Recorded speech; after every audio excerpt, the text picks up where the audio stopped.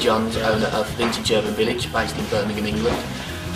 And my obsession started back in 1979, collecting everything from the 60s, clothing, records, scooters, and I turned my obsession of all things 60s into a business, and eventually I opened Urban Village and got my lucky break of selling all the things I used to collect, which could be anything at all. As long as it was vintage, it would be sold in my shop. The idea of this video is to actually talk to people about what they really feel vintage is, when and how they got into it, how old they think vintage needs to be before it can be classed as vintage, and from there we can sort of build on what vintage is all about.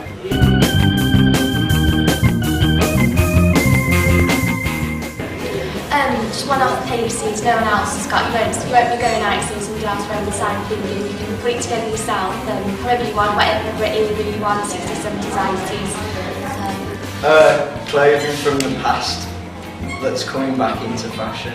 Well, they say that the rule for vintage is 25 years or more. Vintage clothing is unique pieces from years gone by.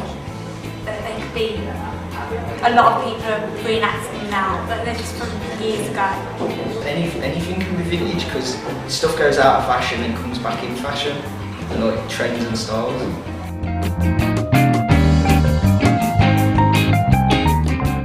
Through my mum, because she's really interested in the era where she was brought up, and a lot of her clothes came back round and she gave us to me to wear, so I got interested in things. Well, it was Urban Village, because that was the first ever vintage shop that I ever went to, and then I just started going more and more and buying more clothing from them.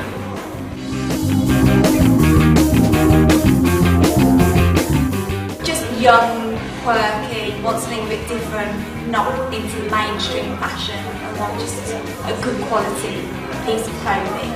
Yeah, I think our customers are more kind of eclectic. We get the kind of punks and goths, elements and the skaters, rather than the kind of classy lady for a vintage piece.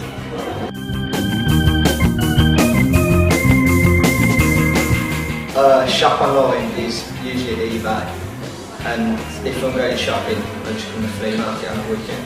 I bought a lot of vintage shops about there down in Wales. I've got loads of good charity shops. I've got a vintage section actually in the Oxfam shop. So if I don't go to Leeds, I'll just go to charity shops really. You shop online? ASOS is really good because some of their stuff looks quite vintage.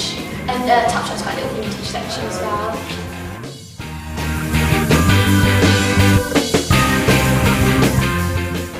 Well, I'm into more 60s mad stuff, so it really depends on, like, I might be looking for a certain thing one day, and so, I don't know. It depends if it catches my eye or the make and brand of it, I suppose.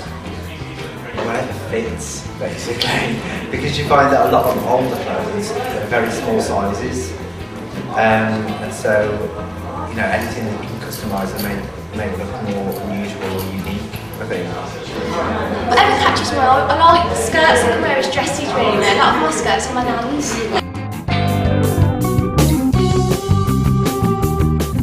If people ask about if the clothes that I'm wearing or whatever, I'll say, oh, where'd you get it? And I'm like, oh, it's not vintage and it comes from, and then I'll tell them where to go and get it, or you know, where you can find it. I'd probably make references to things that are current, things that are catwalk, or particular trends that certain designers are following now. For example, like with the new dingy jackets, they're padded and quilted, which is a very kind of 60s feel.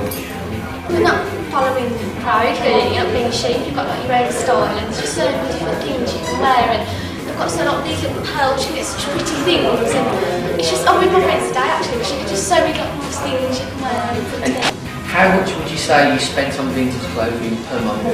Wow, last week I spent £20 in charity shops, and I got 2 skirts. I got this skirt, got this waistcoat, I got this denim jacket, I got a big purple skirt, and I got a big blue jumper. That was what I was about £19. Oh, and this little bracelet.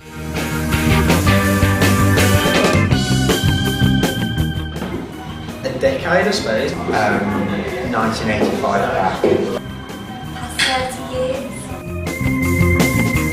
So over the course of the next 6 weeks we're going to bring you a monthly video This will be concentrating on different brands, how vintage began, people started talking about vintage, different parts of the world, from Japan through to Holland, from Holland to England. Hopefully we'll give you some insight into what you should be buying, why you should be buying it, how much it should be costing you, how much you can pay over the odds for things as well. So I'll see you really soon.